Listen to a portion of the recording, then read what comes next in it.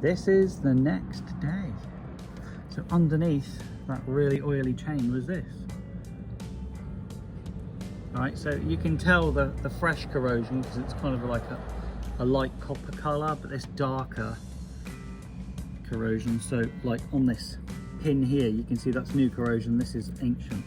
And all that's happened is it's gotten rusty and it's been oiled and lubricated over the top of corrosion.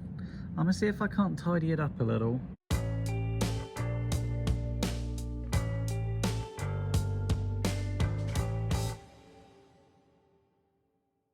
Well, I've given the chain a bit of a going over and I hate it. So I've ordered a new chain and sprockets. Why I hate it is, see this movement here? It's a little excessive. It's not the worst I've ever seen, but it's a little excessive. But what I'm also seeing is I can wiggle the rear sprocket on these cushions, which means either the cushions are worn or this thing that's holding the cushions. I think this bike's got a lot of miles on it. So between now and when the new chain sprocket arrives, I've got to get an MOT on it and stuff like that. So I actually do need to put something on this chain and just retain it for however many days it takes to get a replacement and fit it.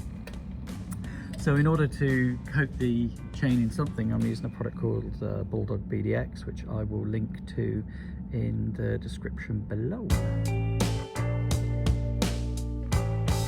Well, the end result's looking okay. At least it's passable. Next thing I need to do is lower the bike down. Down you come. I've got its ECU, so I need to install that, cut off all those connectors that I've protected. Okay. These were covered up just for cleaning purposes. Get a battery installed, get its ECU installed. See if she's a runner, see if it can hold its fluid. So that's a new moto bat in its slot. Ordered it from Tanya Batteries, arrived next day. Links in the description. Really pleased with the service. I'll snip off, there's a spare one. I'll snip off these and I've received its brain back, so we'll get that plugged in. So I'm just going to plug its ECU back in, this one first.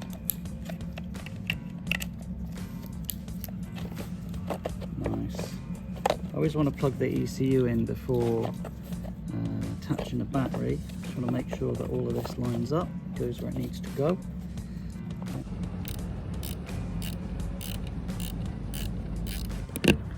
I guess that now the motorcycle's got a battery and a brain. Whether this display does anything when I put the key in, I guess not.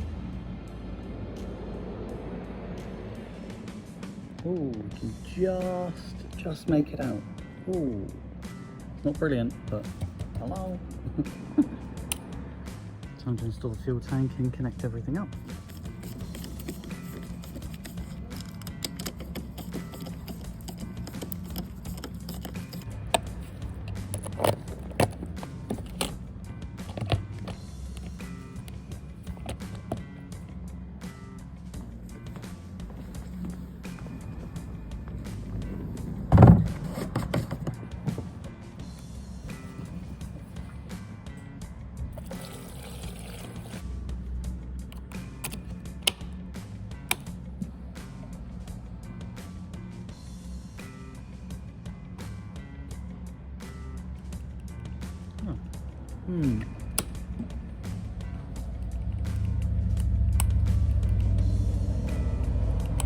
Anyone know how to start a KTM? Out with the multimeter. First thing I'm going to have a look at is this starter relay. First thing I'm curious to know is it getting a signal? So what I'm thinking is, either one, the key isn't coded to the bike. That's possible. Or two, starter relay. All three. Okay.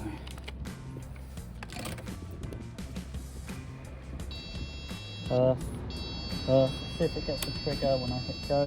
So the question is it this switch or is it this key? You wouldn't think if it was the key, the fuel pump would prime, but it does. So give me the switch. Oh great.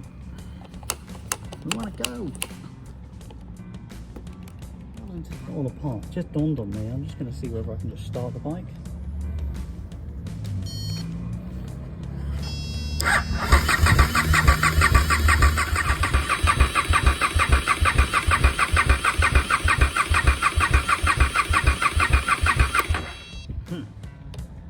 Okay.